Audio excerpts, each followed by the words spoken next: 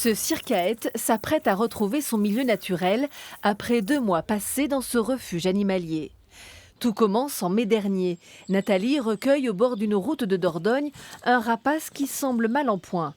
Son bec ouvert laisse entrevoir quelque chose. J'ai vu ce petit truc jaune et je me suis dit « Oh, mais il est en train de s'étouffer ».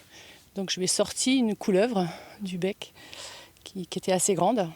Et sans savoir que c'était un aigle, je pensais qu'il s'étouffait. Elle confie l'oiseau au centre de la faune sauvage de Torsac. Dans sa grande volière, le circaète ne vole pas très bien. Et pour le nourrir, les soigneuses doivent ruser. On lui découpait des petits bouts de poussin qu'on mettait dans un tuyau PVC en plastique pour faire croire que c'était un serpent. Et c'est comme ça qu'on a réussi à le déclencher pour qu'il mange tout seul parce qu'au début il ne voulait pas. Mais l'animal développe une infection qui retarde son retour dans la nature. On a fait du coup prélèvement, labo et c'est revenu très vite qu'il avait 2 staphylocoques. Et donc on a mis en place l'antibiothérapie qu'il fallait pour venir à bout de ce staphylocoque. Et jusqu'au jour du relâché aujourd'hui où tous les points sont ouverts en fait pour le relâcher. Il avait grand hâte. Avant de repartir, ce spécimen est équipé d'une balise GPS. Le circaète Jean Leblanc est un rapace migrateur rare.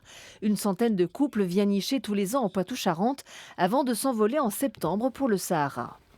Le but de la balise, c'est de suivre précisément la migration, ces circuits de migration, mais c'est un autre but, c'est quand il est sur son site de nidification, donc quand il va revenir, c'est de savoir quelles sont ses zones d'alimentation et ses zones de nidification. Ça nous permet de suivre la biologie de l'espèce, quoi. L'oiseau, prénommé Bandia, s'est envolé en quelques secondes pour retrouver peut-être son nid quelque part dans le sud-ouest.